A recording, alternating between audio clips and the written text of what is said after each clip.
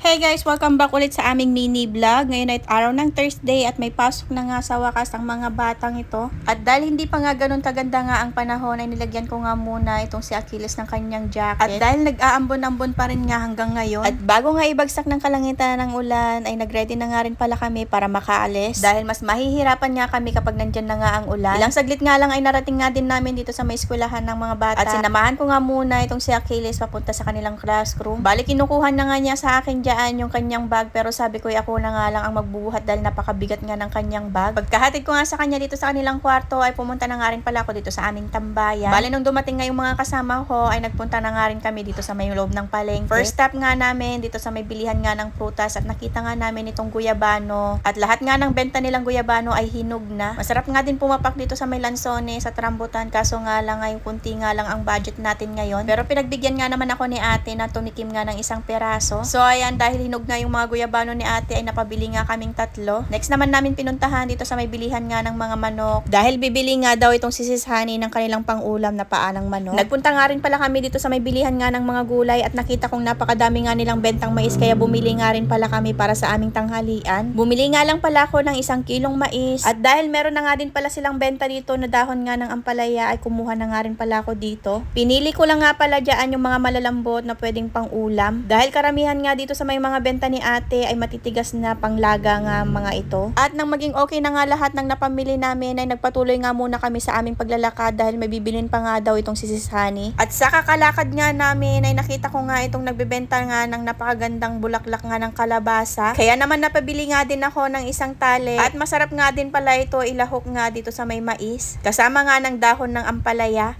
Bali 20 pesos nga daw ang 1 tali niyan. Ito naman ang tunay na paldo at napakadami nga niyang napamili. Saka naman nga kami dumiretso dito sa may loob nga ng Save More at dito nga muna kami nagpahinga. Dahil sa hinaba-haba nga ng aming nilakad at okay nga lang din dahil exercise na nga din namin yan. Kukuha lang naman ako ng tubig para nga kay Achilles dahil hindi nga rin siya nakapagbaon ng kanyang tubig. Bali binili ko nga itong una kong kinuha dahil may yupi nga dun sa may taas pero parehas lang din naman pala. Kaya ayan at ito na nga lang din ang aking kinuha. Dumiretso na nga rin pala ako dito sa may cashier at mag-order pa nga ako ng pagkain nga ni Achilles nitong siopaw. Bali hindi pa nga daw ready yung siopaw pero binayaran ko na nga lang din at mag-aantay nga muna daw ako ng 5 minutes. Kaya after nga ng 5 minutes ay binalikan ko na nga rin at sakto naman at paalis na nga rin kami at pupunta na nga rin kami dun sa may eskwelahan. Bali naglakad na nga lang ulit kami pabalik nga dun sa may eskwelahan. At nang makabalik nga kami dito sa may eskwelahan ay pinag-recess ko nga lang muna si Achilles saka naman ako umuwi at hinatid ko nga itong lulutuin ni Daddy Pong. Ipapaluto ko na nga sana kay Daddy Pong itong mais kaso nga lang daw ay may lulutuin na siya para sa aming tanghalian. Yun lang mga mi for today's mini vlog. Thank you for watching. God bless. Bye-bye!